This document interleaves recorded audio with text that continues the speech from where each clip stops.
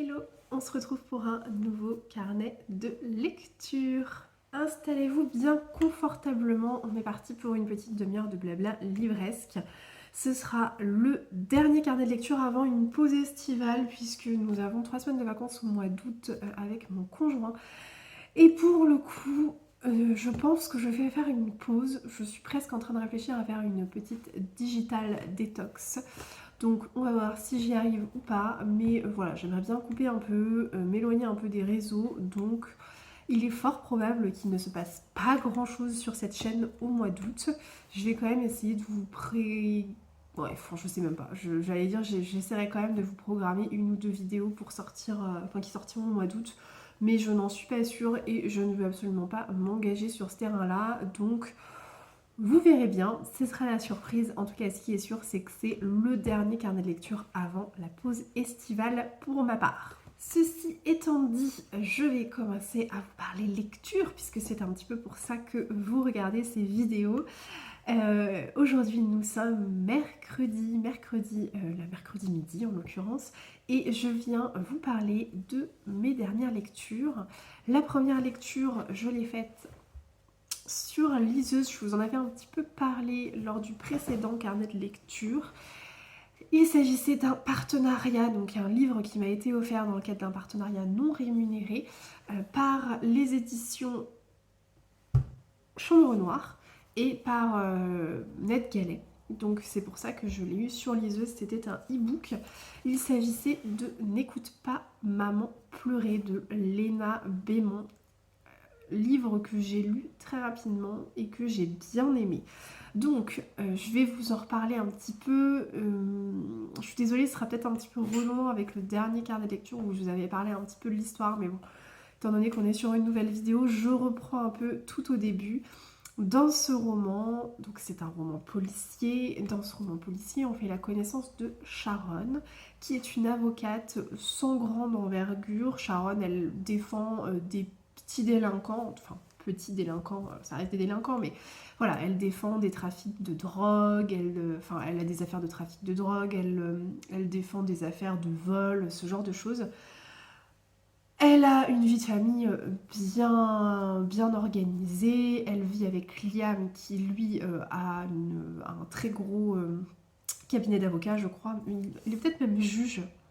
Enfin bon, il a une carrière professionnelle très importante et il est reconnu dans son domaine. Et ensemble, ils ont deux jumelles, Julia et Maria, ou Julia et Marie. Julia et Marie, voilà, deux petites jumelles. Donc leur vie se déroule paisiblement jusqu'au jour où Sharon est appelée en tout cas à défendre un homme qui a été arrêté à l'autre bout du pays, hein, puisque elle est à Sacramento et je ne sais plus où se passe le roman, mais en tout cas c'est complètement à l'opposé de chez elle. Elle doit prendre l'avion pour y aller et donc on la demande explicitement, elle, en tout cas expressément elle, pour venir défendre un homme qui est accusé d'enlèvement, de séquestration et de meurtre d'enfants. Alors, autant vous dire que sa première réaction, c'est la surprise, puisqu'elle comprend pas pourquoi cet homme demande expressément à ce que ce soit elle qui vienne le défendre, étant donné qu'elle est très peu connue dans le pays. Enfin, elle est connue un petit peu à Sacramento, mais encore une fois, pour des affaires qui n'ont rien à voir avec des affaires pénales de ce type-là. Et elle est assez surprise. Bon, elle décide quand même d'y aller puisque, en premier lieu, en tout cas, la première réaction qu'elle a, c'est qu'elle se dit que ça peut être une bonne publicité pour son cabinet et donc ça peut faire décoller un peu sa carrière. Donc, elle décide d'y aller contre l'avis, plus ou moins contre l'avis de son mari qui lui dit c'est un peu bizarre cette histoire, pas sûr que ce soit une très bonne idée que tu y ailles. Finalement, elle y va quand même et elle rencontre un homme qui est un peu perturbé. Voilà.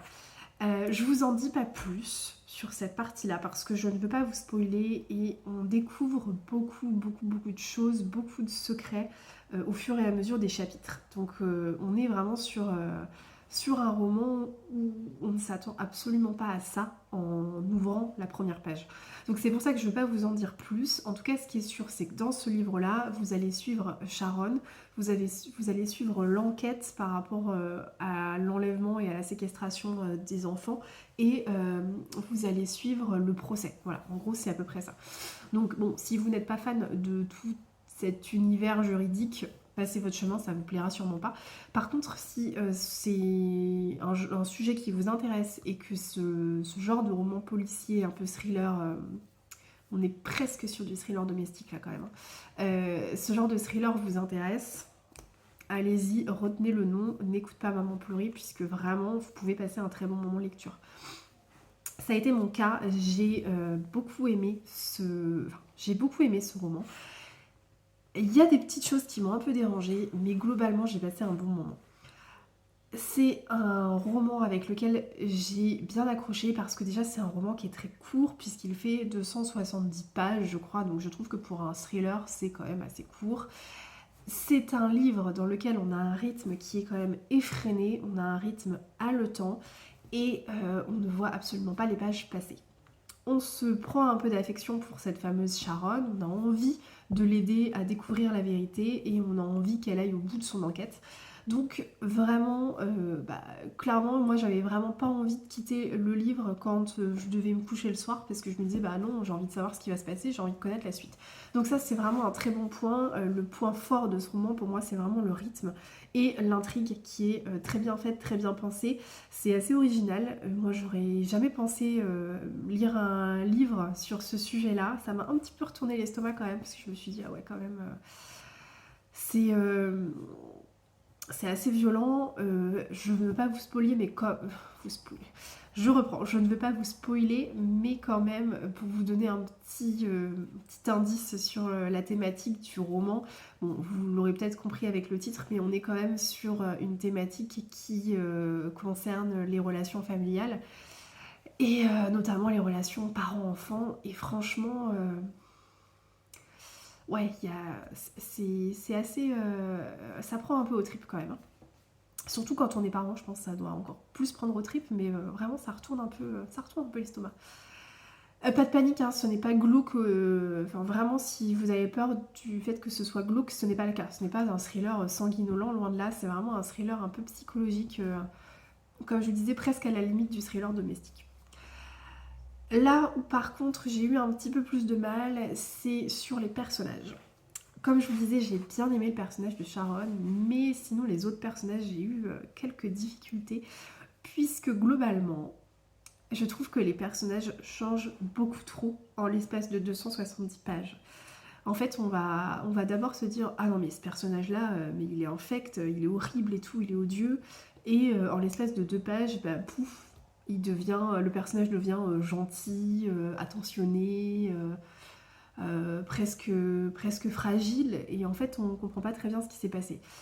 Et bah voilà, il y a des choses comme ça où je me suis dit « Ça le fait pas trop. C'est pas assez...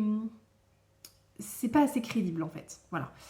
Il y a 2-3 petits trucs comme ça qui m'ont un petit peu déroutée. Et même sur le personnage de Sharon, alors là encore je ne vais pas trop vous en dire parce que je ne veux absolument pas que vous connaissiez la fin avant même d'avoir débuté la lecture de ce livre là, mais le personnage de Sharon à la fin, il y a un espèce de twist et là j'ai pas compris. C'est vraiment à la toute fin, hein. Ça se passe vraiment à la dernière page du livre et je suis pas convaincue par cette fin. Je me dis bah ouais mais ça colle pas avec tout ce qu'on nous a dit sur le personnage jusque là. Donc voilà, c'est pour ça que je vous dis que c'était une bonne lecture parce que j'ai passé un excellent moment, mais il y a un petit mais et il y a un petit bémol sur les personnages à mon sens. Après ça reste une lecture que je vous recommande si vous avez envie de découvrir ce livre là. Ça reste un très bon thriller et moi je vous recommande franchement de vous faire votre propre avis sur cette lecture. Si c'est le cas, n'hésitez pas à me dire après votre lecture ce que vous en avez pensé. Sinon, globalement, où est-ce que j'en suis dans mes lectures? Alors je n'ai pris aucun livre audio dernièrement. Ça fait peut-être 2-3 semaines là que je suis sans livre audio. Il faudrait que je prenne un livre audio mais je sais pas trop quoi prendre. J'ai dans mon abonnement Audible qui était compris non, mais que j'avais déjà acheté parce que je l'ai mis en pause là. J'avais le Mystère Stanley Went et 20 milieux sous les mers de Jules Verne. En fait, je suis assez mitigée. J'ai envie d'écouter 20 milieux sous les mers, Mais c'est un livre audio qui fait plus de 16 heures, alors je sais pas si je me lance là-dedans ou pas. Mais en même temps, je me dis un petit Jules Verne, ça peut être sympa. Dites-moi ce que vous en pensez, Jules Verne ou pas Jules Verne. Sinon, côté papier, je me lance corps et âme aillé dans mon challenge Fais fondre ta palle qui était organisé par Manon et j'ai commencé, alors je vous avais dit la semaine dernière mais j'avais déjà commencé avec la faiseuse d'étoiles de Melissa d'Acosta et là j'enchaîne avec la catégorie, je sais plus le nom de la catégorie mais en gros la catégorie lecture commune et je me suis lancée dans le deuxième tome des héritières de Love and Off de Corinna Baumann que je lis en lecture commune avec Lucille, avec qui j'avais déjà lu le premier tome et avec qui je lirai le troisième tome, c'est presque sûr. J'aime bien, bah forcément j'aime bien, j'avais adoré le premier tome, alors forcément le deuxième tome, bon, pas trop de surprise, j'aime bien aussi. J'en suis pas très loin, hein, j'en suis page 65 en ce moment, comme je vous disais, je suis assez fatiguée, donc le soir j'ai du mal à lire.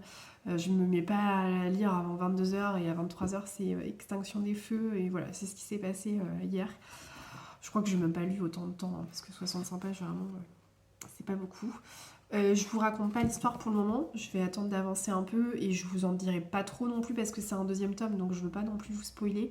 En tout cas, si vous avez envie de découvrir la plume de Corinna Baumann, je vous recommande vraiment cette saga. Le premier tome avait été un vrai coup de cœur pour moi. Je l'ai lu en début d'année avec Lucille. Je pense que vous pourrez retrouver ma chronique sur un carnet de lecture, je ne sais plus lequel, mais vous pourrez sûrement retrouver ma chronique. Ça avait été une très très belle découverte, vraiment.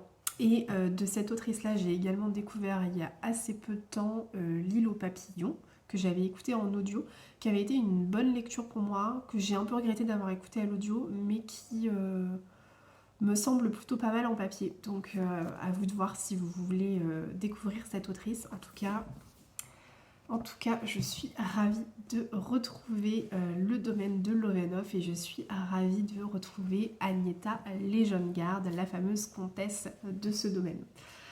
Voilà, je vous en redirai un petit peu plus tard quand j'aurai avancé. Allez, sur ce, je ne m'éternise pas et je vous reprends plus tard.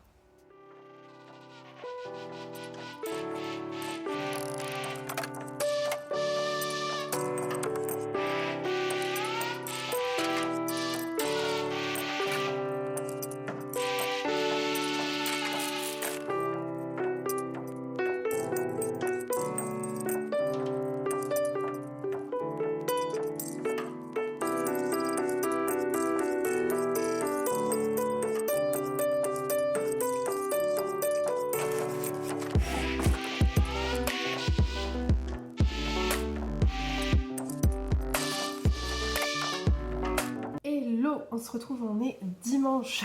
Ça fait un petit temps que je ne suis pas venue vous parler quand même. Hein. Il était grand temps que je remédie à cela. J'espère que vous avez passé un excellent week-end du 14 juillet. Pour notre part, c'était un excellent week-end. Nous n'avions en tout cas pas prévu de partir ou quoi que ce soit, donc nous sommes restés chez nous. Mais nous avions beaucoup de choses de prévues. On a déjà été au festival de poupées dès jeudi soir. Donc le festival de poupées, c'est un festival qui se déroule en Vendée, je ne sais pas si vous connaissez, donc à côté des Herbiers. Et c'est un festival qui est connu puisque c'est un festival assez long. Il dure 3 semaines, je crois, quelque chose comme ça. C'est un festival qui se déroule dans un espèce de théâtre, enfin ce qu'on appelle un théâtre, mais en fait c'est une sorte de clairière en plein milieu de la pampa vendéenne. Et c'est extrêmement bien fait parce que c'est un tout petit festival dans le sens où il y a 5000 personnes, donc ça n'a rien à voir avec les Vieilles Charrues par exemple ou Garo Rock, hein, loin de là. Mais du coup c'est hyper bien parce qu'on a l'impression d'être un petit peu coucouné pendant ce festival. Et donc nous avons eu l'occasion d'aller voir Chaka Ponk et c'est pas la première fois que je vais les voir en festival et c'est toujours aussi bien. Le spectacle est incroyable, vraiment. La scénographie, la lumière, la musique, tout est bien fait. Et c'était vraiment très très beau. Donc même si on n'aime pas forcément trop les musiques du groupe, honnêtement pour le spectacle ça vaut le coup et pour l'ambiance qu'ils mettent ça vaut vraiment le coup. Donc voilà, donc le festival de poupées, si vous ne connaissez pas et que vous n'êtes pas trop loin de la Vendée, ça peut vous intéresser parce que sachez que la programmation est toujours hyper dingue. Et c'est sur les 3 premières semaines de juillet à chaque fois, donc c'est plutôt sympathique. Ensuite, nous avons, voilà, j'ai eu l'occasion d'aller me promener à droite à gauche sur la côte. Et hier, nous sommes allés au parc de Bran-Ferré, donc qui est un parc animalier. Hein, donc ce n'est pas un zoo, c'est un parc animalier, je préfère préciser. Voilà, où on voit des animaux en liberté, mais des animaux qui sont vraiment, enfin qui ont énormément d'espace, hein, puisque le parc fait 45 hectares quand même. Donc voilà. Donc on y allait surtout pour notre fils qui a beaucoup aimé passer la journée avec tous les animaux. Et franchement, c'était une très belle journée. Bref, trêve de blabla, je ne vais pas vous parler de ma vie pendant des heures et des heures. Je reviens vous parler lecture quand même, puisque qui dit 14 juillet et week-end dit quand même un petit peu de temps pour lire, même si c'était quand même bien chargé, on va pas se le cacher. Et du coup, j'ai bien avancé dans ma lecture de cette belle brique, le 2e tome des héritières de Lovenoff, donc Le secret de Mathilda, écrit par Corinna Baumann. J'ai bien avancé puisque, je vous montre, j'en suis page 347 sur 600 et quelques, donc j'en suis à peu près à la moitié. Je le lis en lecture commune avec Lucille, je crois que ça je vous l'ai déjà dit, mais je vous le redis, on ne sait jamais. Je ne vous ai pas parlé de l'histoire, mais je vais pas trop vous en parler, hein, puisque on est sur un tome 2. Ce que je peux vous dire, c'est que du coup, à la fin du tome 1, on laisse Agneta, qui est l'héroïne du premier tome, qui du coup est l'héritière de Lovenoff, hein, puisque vous en doutez avec le titre, on parle quand même de ça. Donc Lovenoff, c'est un grand domaine, un grand haras, et donc quand on la quitte, Agneta, c'est dans les années... Enfin, c'est juste après la Première Guerre mondiale, je crois. Et ce tome-ci, du coup, se passe en 1931. Et on rejoint du coup Stockholm, où on fait la connaissance de Mathilda, et Mathilda va devenir la pupille de Agneta. Voilà, donc je vous en dis pas plus, mais du coup, sur ce roman-là, on suit toujours Agneta, mais de plus loin, et le personnage principal reste quand même Mathilda. Donc ça change un petit peu. Pour le moment, j'aime bien. Alors après, par rapport au premier tome pour lequel j'ai eu un énorme coup de cœur, là je pense qu'on sera pas sur un coup de cœur parce que j'ai trouvé que la première partie était quand même assez longue. On est vraiment sur un roman d'ambiance, un peu du type La Villa aux Étoffes. Ouais, c'est ça, ouais, La Villa aux Étoffes. Et c'est vrai que dans cette première partie, il se passe pas grand chose et j'ai trouvé ça un petit peu long.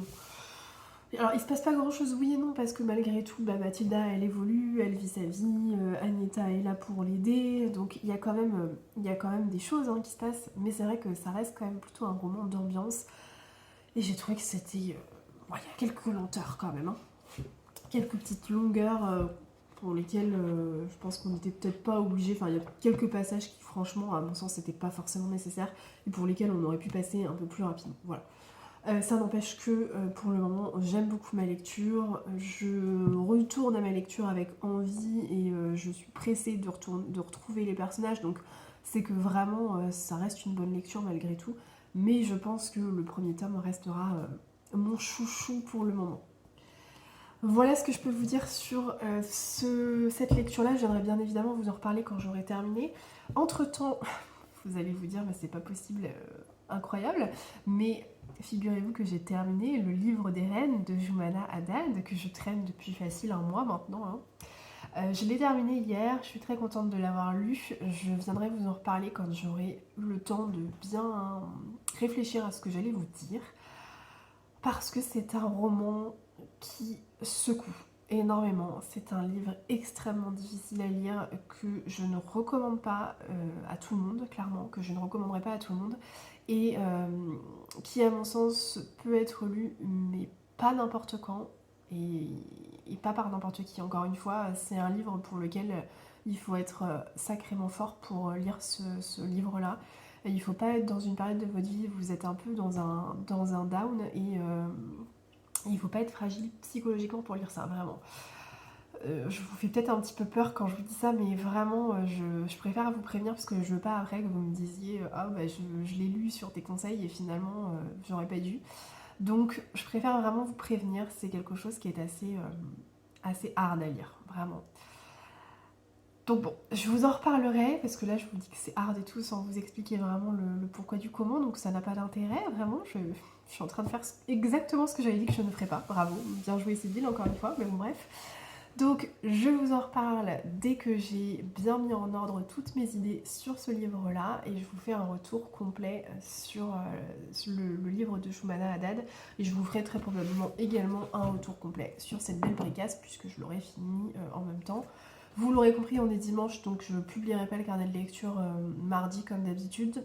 Je vous ai programmé une autre petite vidéo pour mardi, mais je vais continuer le carnet de lecture sur toute la semaine prochaine et je vous le publierai la dernière semaine de juillet. Ouais, je crois que c'est ça. Voilà, bon écoutez, sur ce, moi je vous laisse là, je vais finir mon café et je vais me remettre très probablement à ma lecture. Si tout se passe bien et que le temps se maintient à peu près, parce qu'il fait pas hyper beau chez nous en ce moment. On a un début du mois de juillet mais catastrophique. Enfin vraiment, c'est vraiment pas terrible. Après on va pas se plaindre, hein, il y a de l'eau, c'est bien, la terre en a besoin, ça c'est clair, mais bon, si on pouvait avoir un peu de soleil, ce serait sympa aussi.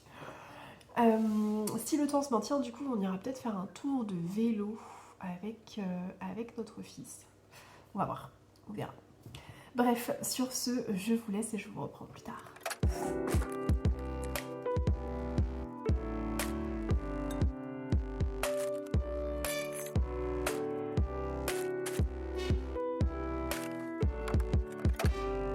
Hello, on est mercredi midi et je viens vous faire un petit récap lecture. J'ai pas mal lu ces derniers temps et du coup j'ai 2 avis à vous donner sur 2 livres différents et j'ai commencé 2 autres lectures, donc ça je vous en reparlerai plus tard parce que pour le moment je suis pas trop avancée. J'ai pas eu trop l'occasion de lire ces derniers temps, donc je vous en reparlerai un petit peu plus tard. Mais je peux déjà vous donner mon avis sur Suspense, le livre des reines de Shoumana Haddad que je traîne depuis facile 3 semaines, 1 mois, plus que ça, 1 mois et demi. J'ai commencé à le lire début juin, donc enfin je l'ai terminé. Malgré tout ce que j'ai dit, c'est une très bonne lecture, vraiment. Après, effectivement, je l'ai fait un peu traîner, mais encore une fois, je me répète un peu, hein, mais c'est parce que le sujet est difficile et il faut être psychologiquement disponible pour pouvoir lire ce genre de livre. Donc, je ne reviens pas sur ce que j'ai dit précédemment dans la vidéo, mais globalement, warning, si vous êtes psychologiquement, entre guillemets, faible en ce moment,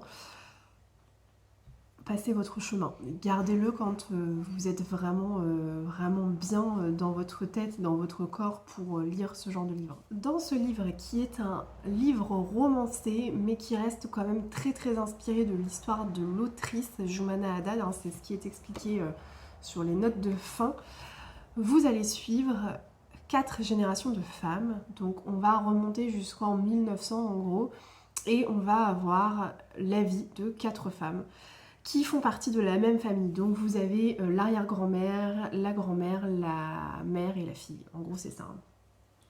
Et donc qui s'appellent Kaya, Kana, Kadar et Kamar. Donc que des prénoms qui commencent par un Q. Et qui sont quand même sensiblement similaires en termes de consonance en tout cas. Mais voilà, donc vous allez suivre ces 4 femmes, le destin de ces 4 femmes, qui sont clairement des destins tragiques, qui sont des destins parfois même affreux, et vous allez avoir toutes les difficultés auxquelles elles ont été confrontées. Donc ce sont des femmes qui vivent au Proche-Orient, et donc à travers le destin de ces 4 femmes, on va balayer l'histoire du Proche-Orient. Donc vous allez passer du génocide arménien au conflit israélo-palestinien, en passant par les luttes entre les chrétiens et les musulmans au Liban ou en Syrie. Donc c'est quand même assez vaste en termes de chronologie historique. C'est très intéressant, c'est passionnant, ça fait froid dans le dos, c'est vraiment ahurissant ce qui se passe dans ces pays-là. Même si on en avait déjà une petite idée, là on plonge un peu plus dans l'horreur en gros, et c'est un peu violent, hein, on va pas se le cacher. Après moi, ce qui m'a un petit peu manqué sur cette lecture-là, c'est le contexte historique qui me manque un petit peu, puisque pour être entièrement transparente avec vous, je ne maîtrise pas très bien l'histoire du Moyen-Orient, je ne maîtrise pas très bien l'histoire du génocide. Alors le génocide arménien encore, j'ai quelques notions, mais je ne connais pas trop le conflit israélo-palestinien, je ne connais pas non plus les luttes de religion entre les chrétiens et les musulmans au niveau du Liban ou de la Syrie. En fait, c'est des pays dont je ne connais pas trop l'histoire finalement. Et ça m'a un petit peu manqué. Alors je comprends tout à fait que l'autrice n'ait pas fait de rappel historique parce que c'est pas le but de son livre, clairement. Et puis elle maîtrise très bien l'histoire de ces pays-là puisqu'elle est originaire de cette région du monde. Donc clairement, elle n'a pas forcément nécessité de faire un rappel historique. Mais j'aurais bien aimé que la maison d'édition le fasse. Alors pas forcément 40 pages, mais ne serait-ce que sur une ou deux pages, rappeler les grands événements historiques, rappeler le contexte tout simplement. Ça aurait pu être pas mal en préambule de l'histoire parce que c'est vrai que moi j'étais un peu paumée parfois dans ce qui se passait et j'ai trouvé ça un petit peu dommage. Voilà, c'est juste le petit point, le petit point qui m'a un peu chagrinée pendant ma lecture parce que mis à part ça, ça a été une très bonne lecture, très difficile comme je vous l'ai dit, mais que je trouve indispensable pour connaître un petit peu l'histoire de ces pays, pour savoir en fait, tout simplement, pour avoir connaissance de ce qui se passe pour les femmes dans ces pays-là. Et, euh, et pour ça, je suis très contente de l'avoir lu. Passons désormais à une lecture plus légère, quoique on n'est pas non plus sur une lecture feel good, donc loin de là. Mais bon, on est quand même sur quelque chose d'un peu plus romancé, d'un peu plus léger. J'ai terminé le deuxième tome des Héritières de Love and Off, cette grosse brique, qui est clairement énorme, édité chez Charleston. Je crois que ce tome-là n'est pas encore sorti au format poche. De mémoire, il n'y a que le premier tome qui est sorti au format poche, pas celui-ci encore. C'est donc une saga qui est écrite par Corinna Baumann. Je vous disais donc que c'est une lecture que j'ai lue en commun avec Lucille du compte Silou Lecture. En fait, on a commencé à lire le premier tome ensemble, on a lu le deuxième tome ensemble, mais on ne sait pas si on lira le troisième tome ensemble, ça c'est à déterminer plus tard. Je vous expliquerai tout après. Voilà, donc on est sur un deuxième tome, donc je vous ai déjà un petit peu parlé de l'histoire, donc je vais pas trop revenir dessus, et puis de toute façon je veux pas vous en dire trop, parce que je ne veux pas vous spoiler si jamais c'est une saga que vous voulez lire et que vous voulez découvrir. C'est vraiment important je pense de lire le premier tome avant. J'ai eu quelques questions d'ailleurs sur Instagram de personnes qui me demandaient si on pouvait lire le deuxième tome indépendamment du premier. En toute honnêteté, je vous le conseille pas. Je pense que oui, il peut se lire indépendamment parce que l'histoire que l'on suit dans ce tome-là, c'est l'histoire de Mathilda. Mais je vous le conseille pas forcément parce qu'il y a beaucoup de liens qui sont faits avec le premier tome et ce serait peut-être dommage de ne pas avoir tous les tenants et les aboutissants avant de vous lancer dans la lecture de celui-ci. Dans ce tome, on suit l'histoire de Mathilda, qui est la pupille d'Agneta, la femme qui est l'héritière de Love and Off, qu'on suit dans le premier tome.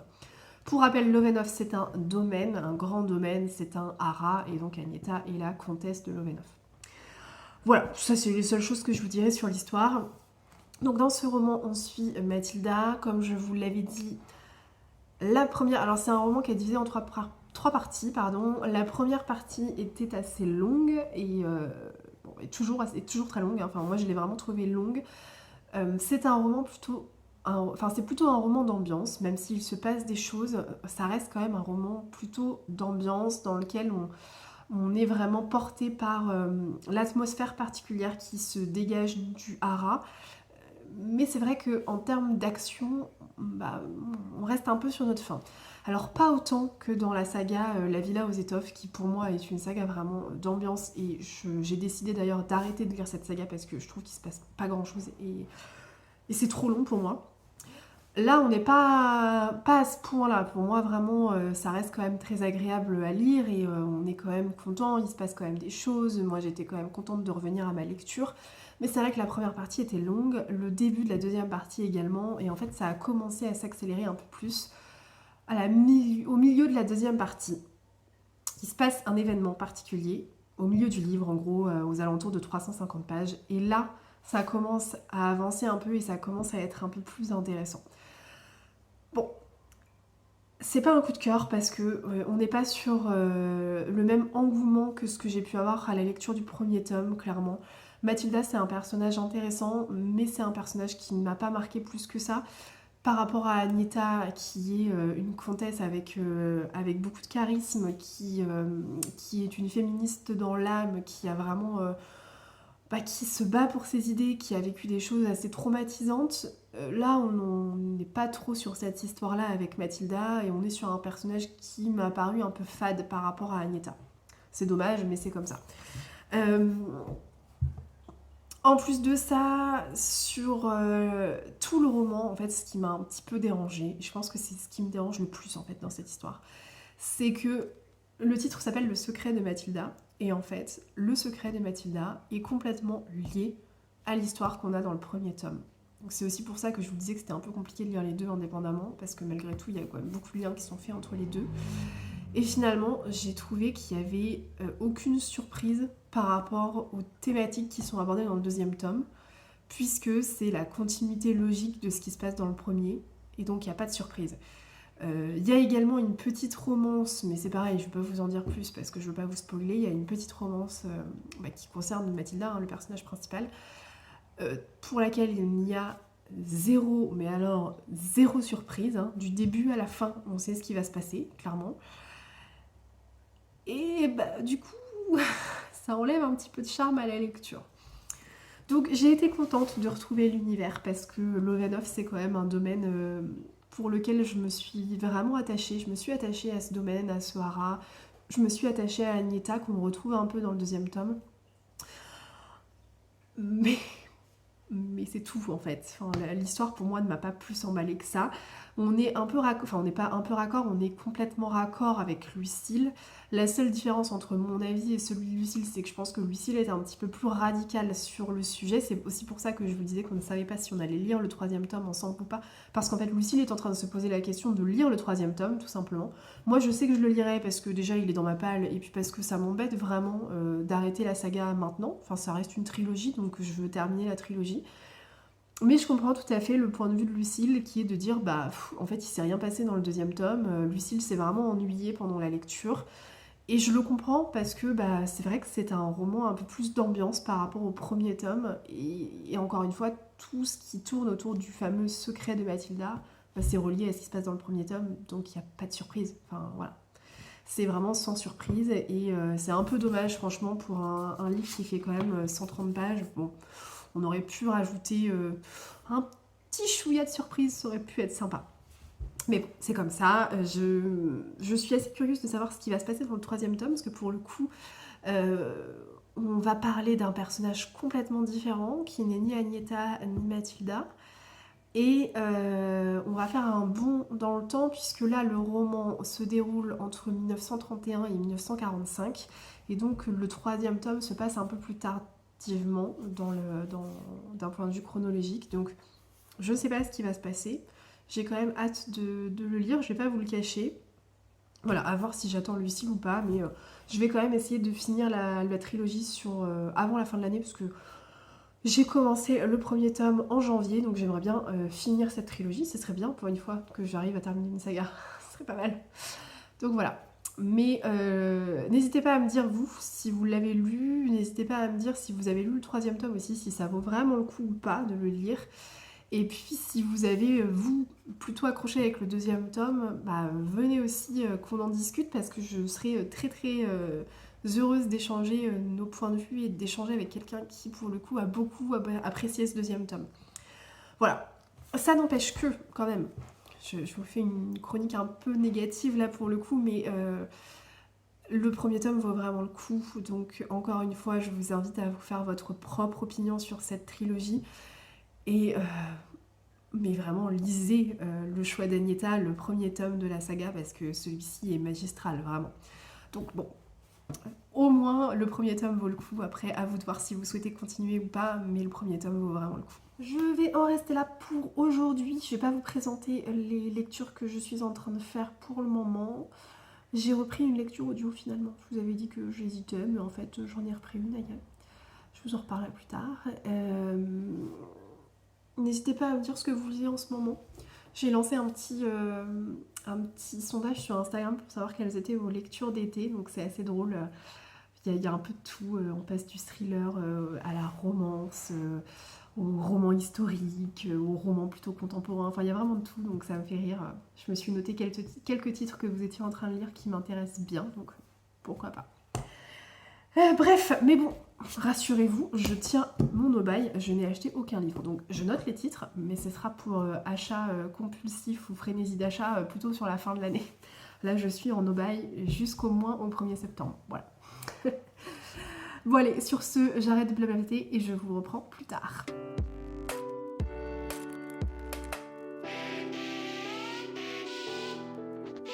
Je prends une petite pause café comme vous pouvez le voir, et je voulais vous montrer un petit peu ma dernière lecture en cours. Donc ma lecture en cours, c'est le dernier roman de Sophie Jomain. J'en suis à peu près à la moitié, ouais.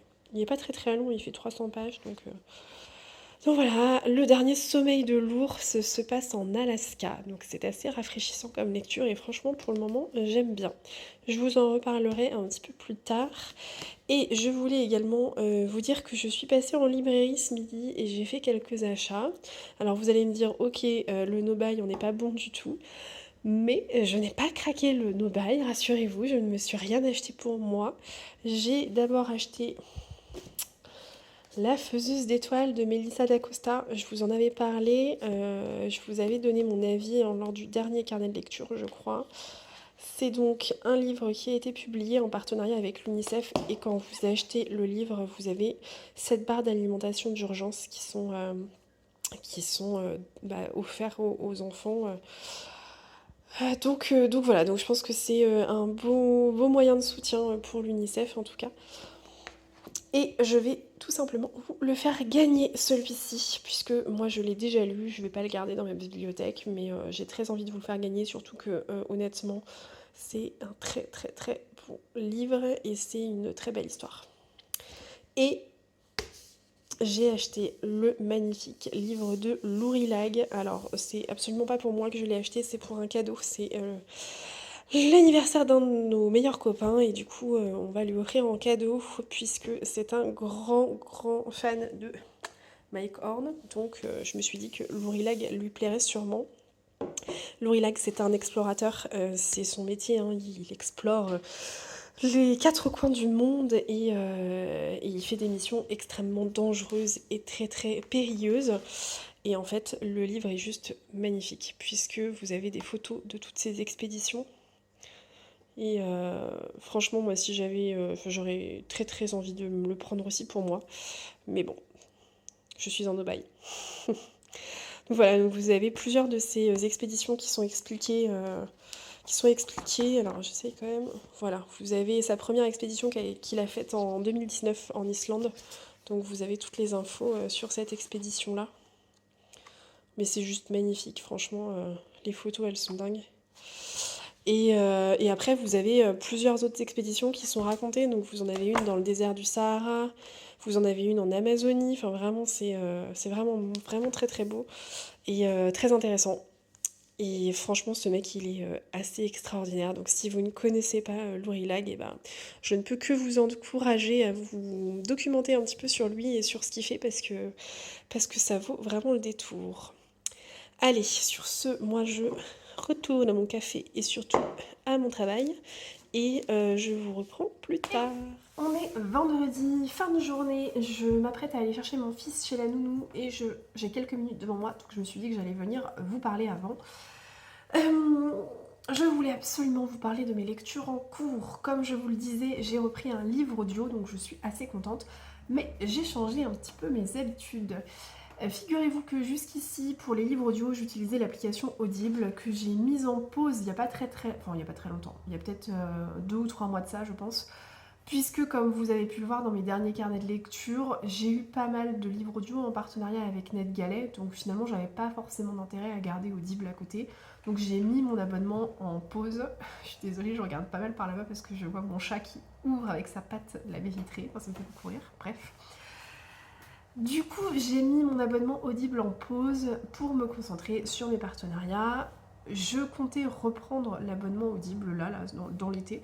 Et finalement, je me suis souvenu que je n'avais pas encore testé l'application Nextory dont j'entends beaucoup parler sur les réseaux. Alors là, ce que je vais vous dire là tout de suite, ce n'est absolument pas dans le cadre d'un partenariat. Je n'ai aucune relation avec Nextory. Je teste vraiment l'application de mon propre chef. Donc voilà, pas de partenariat ni rien, quoi que ce soit. Donc, je n'ai pas de lien à vous proposer, pas de lien d'affiliation, ni quoi que ce soit. Si vous souhaitez tester l'application, vous avez 30 jours gratuits pour tester l'application. Et il me semble que chez certaines influenceuses, vous aurez un lien qui vous permet d'accéder au test pendant 45 jours au lieu de 30 ou quelque chose comme ça. Voilà, bon, je vous laisse regarder si ça vous intéresse et chercher ces liens-là. Moi, en tout cas, je n'en ai pas à vous proposer. Donc, Nextory, c'est quoi? C'est une plateforme qui ressemble un petit peu à Audible, dans le sens où c'est une plateforme qui vous propose des livres audio, mais pas que. Nextory, elle va un petit peu plus loin, puisque cette application vous permet d'acheter, enfin de bénéficier de e-book, pardon, je vais y arriver, de e-book, de romans graphiques, de podcasts. Il y a beaucoup plus de contenu en fait sur Nextory que sur Audible. Voilà. C'est un peu la différence entre les deux applis à mon sens. Alors moi j'avoue que je ne lis pas de livres e-book sur mon portable et je ne lis pas non plus de romans graphiques sur mon portable pour la simple et bonne raison que je fais énormément d'écran dans la journée avec mon travail déjà. Je suis toute la journée sur mon PC. Donc ce n'est absolument pas pour passer ma soirée sur mon portable à lire sur mon portable. Non. Déjà que j'ai un peu du mal avec la liseuse parfois, alors c'est certainement pas pour lire sur mon portable. Donc moi ce qui m'intéresse surtout sur Nextory, ça va être la partie plutôt audio. Donc bon, Nextory versus Audible, pour l'instant je peux pas trop vous en dire plus parce que je viens tout juste de commencer le test de Nextory. Mais c'est vrai que si vous êtes plutôt familier ou familière des e-books et des romans graphiques sur portable, enfin sur votre smartphone, je vais y arriver, ça peut vous intéresser. À voir. Je vous laisse vous faire votre propre opinion sur le sujet. Toujours est-il que moi j'ai pris un livre audio sur Nextory et j'ai donc décidé de prendre Billy Wilder et moi de Jonathan Coe. C'est un livre que j'ai acheté l'année dernière quand on revenait de vacances. On avait fait une pause à Troyes et à Troyes il y avait un Ose et j'ai trouvé ce livre-là en occasion. Il faut savoir que j'ai une relation un petit peu particulière avec Jonathan Coe dans le sens où je n'ai lu qu'un seul livre de l'auteur. J'avais lu La vie très privée de Mr. Smith que je n'avais absolument pas aimé et que j'ai abandonné. Donc du coup, j'ai une relation assez négative par rapport aux livres, enfin j'ai une vision en tout cas assez négative des livres de l'auteur, mais j'en ai lu qu'un seul, donc c'est un peu dommage de se faire une opinion que sur un seul livre. C'est aussi pour ça que je suis contente d'avoir acheté Billy Wilder et moi. J'ai donc commencé l'écoute de ce roman, j'en suis page 85 sur 292. C'est pas très gros. Et franchement, pour le moment, j'aime beaucoup l'écoute audio. Donc voilà, on va voir ce qui va se passer. Mais je me sens pas trop mal dans cette histoire. Donc je suis contente d'y retourner et je trouve que c'est plutôt intéressant. Donc l'histoire de Billy Wilder et moi, c'est... Donc, comme vous pouvez vous en douter par rapport au titre, c'est quand même très lié à Billy Wilder, le réalisateur cinéaste, hein, du coup, qui... Alors, je sais pas si vous le connaissez, moi je le connaissais pas, mais pourtant il a fait des films, je vais y arriver. Il a fait des films qui sont très connus, puisqu'il a notamment réalisé certains Lem Show. Il a aussi réalisé La Garçonnière. Qu'est-ce qu'il a... Il a réalisé aussi un truc sur Sherlock Holmes, je sais plus le titre du film, mais il y a un truc sur Sherlock Holmes. Et il a notamment réalisé Fedora, et donc l'histoire parle du tournage de Fedora. Voilà, pour vous resituer un petit peu. Donc l'histoire se passe en 1977, enfin dans les années 70. Au tout début de l'histoire, on fait la connaissance avec Calista. Calista, c'est une femme d'un certain âge au tout début du roman, puisqu'elle a des filles qui sont adultes. Et en fait, elle est musicienne, elle écrit... Non, c'est pas ça. Elle compose de la musique pour des films. Et elle habite à Londres, elle vit avec son mari, ses filles, et en fait elle va faire un bond dans le passé, enfin on fait un bond dans le passé avec Calista, qui revient un peu en arrière et qui revient dans les années 70, où elle décide un été de faire un road trip, oui, une sorte de road trip, en fait elle décide de traverser les États-Unis avec un sac à dos, et quand elle traverse les États-Unis avec un sac à dos, elle fait la connaissance de Jill, qui est une jeune femme de son âge qui fait exactement la même chose qu'elle, et donc ça va être un peu sa copine de voyage. Elles vont traverser les États-Unis ensemble jusqu'à un soir où Jill lui explique que voilà, elle est invitée par un ami de son père à venir dîner avec lui. Bon, ça la gonfle un peu, c'est un ami de son père qui est assez âgé.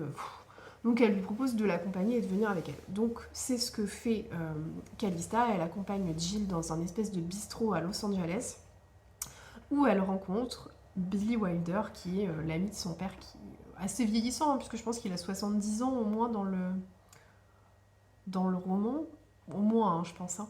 Donc 70-80 ans peut-être même, je sais plus. Oh non, peut-être pas quand même. Je vous dis peut-être une bêtise là. Enfin bon, il est quand même plutôt sur la fin de sa carrière qu'au début.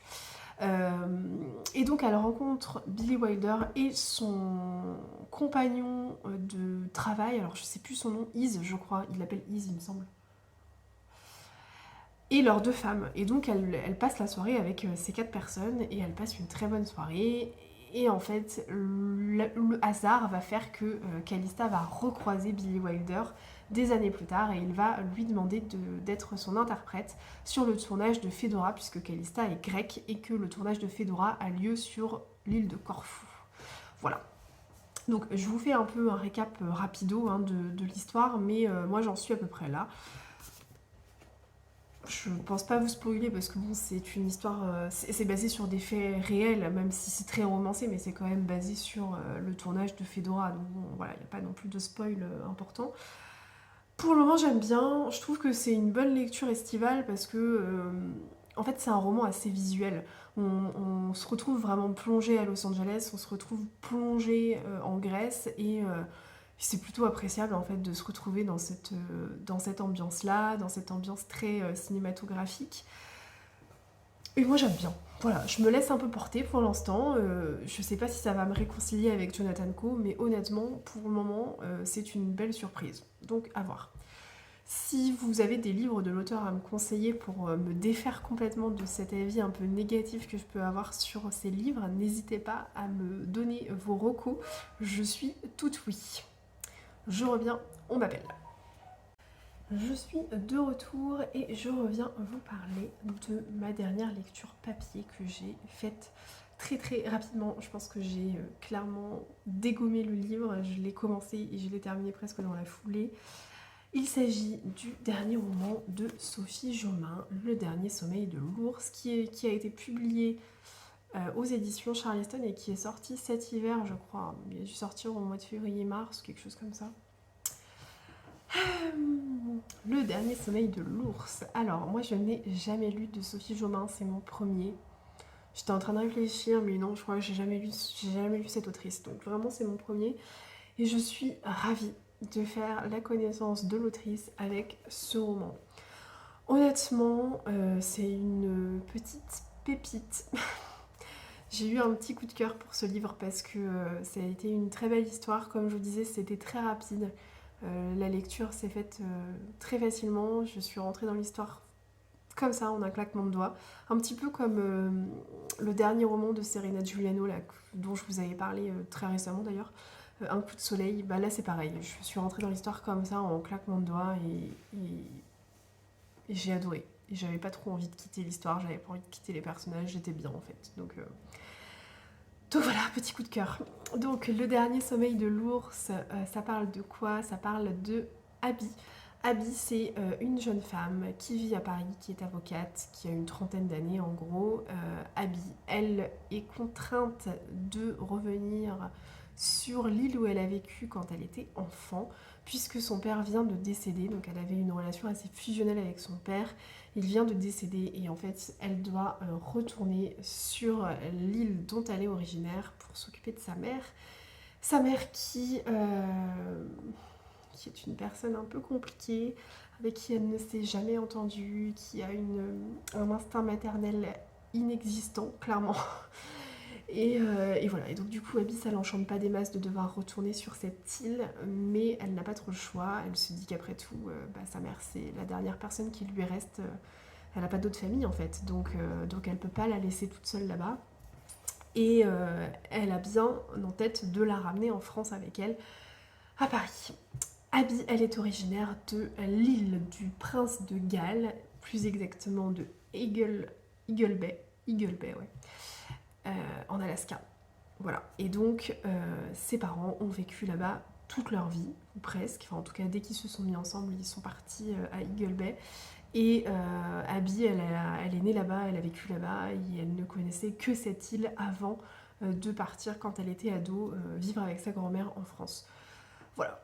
Donc c'est le contexte et c'est le postulat de départ. On démarre l'histoire et on découvre Abby qui s'envole pour l'Alaska, qui débarque en Alaska et qui doit retrouver sa mère. Et elle n'est franchement pas enchantée. En gros, c'est ça. Bon, autant vous dire que vraiment, c'est un roman que j'ai énormément apprécié. Je l'ai énormément apprécié parce que il y a énormément d'émotions dans ce livre. On est sur une histoire familiale, on est sur une relation mère-fille, une relation mère-fille très très compliquée.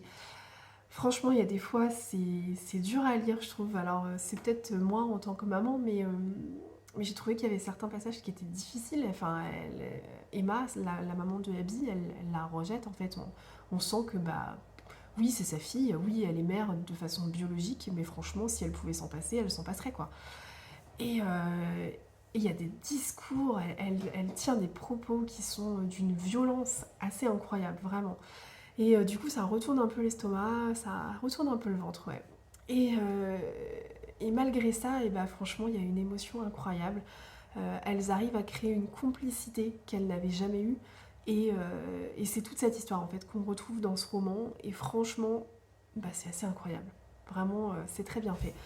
L'émotion, elle est juste dosée. C'est ça que j'ai vraiment apprécié dans le roman de Sophie Jovin, c'est qu'on n'est pas dans le trop, on n'est pas dans le pathos, on n'est pas là-dedans, quoi. On est vraiment sur une émotion qui est très bien dosée et qui est juste parfaite, en fait, hein, qui convient très bien et ça colle parfaitement à l'histoire. Donc ça, c'est top. On n'a pas non plus trop de mièvrerie. Alors moi, j'ai eu un petit peu peur à un moment. Je vous en dis pas plus parce que je ne veux pas vous spoiler, mais il y a un moment où je me suis dit oulala, on va rentrer dans un truc un peu romance, mièvre, machin, et en fait pas du tout. On n'a pas de mièvrerie, c'est pas le propos de l'histoire en fait. Et donc du coup l'histoire elle reste vraiment calée sur la relation entre Emma et Abby, et c'est ça qui est vraiment intéressant.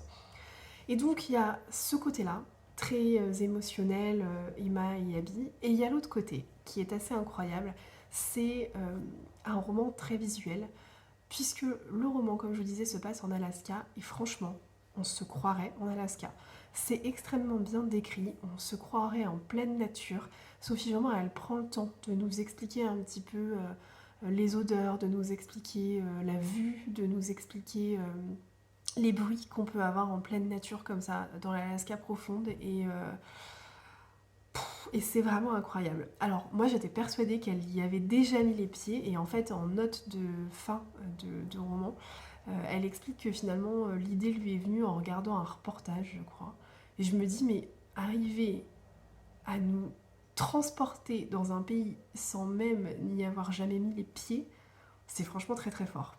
Donc voilà. Donc je ne sais pas si elle y a vraiment jamais mis les pieds ou pas, mais en tout cas ce qui est expliqué c'est que l'idée du roman lui est venue en regardant un reportage, et je me dis si vraiment elle n'a jamais mis les pieds en Alaska, c'est extrêmement fort, et c'est à ça qu'on reconnaît les bons auteurs, hein, c'est quand ils arrivent à nous faire voyager comme ça, alors même qu'eux-mêmes n'ont jamais mis les pieds dans le pays. Enfin vraiment. Et ouais, et ça j'ai trouvé ça incroyable, et c'est une véritable ode à la nature, c'est une véritable ode aux relations familiales, aux relations mère-fille, et je ne sais même plus quoi vous dire pour vous convaincre de l'acheter, vous convaincre de le lire, parce que c'est une très très belle histoire, vraiment très belle. Voilà, En tout cas, c'est assez rafraîchissant pour une lecture estivale. Ça change un peu.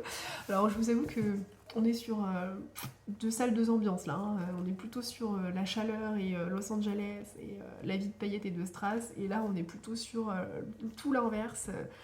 Il fait très froid, on se balade en doudoune, il pleut, et en plus de ça, on est en pleine nature, on croise personne. Donc on est loin de la vie de strass et de paillettes, clairement, avec le dernier roman de Sophie Jomain.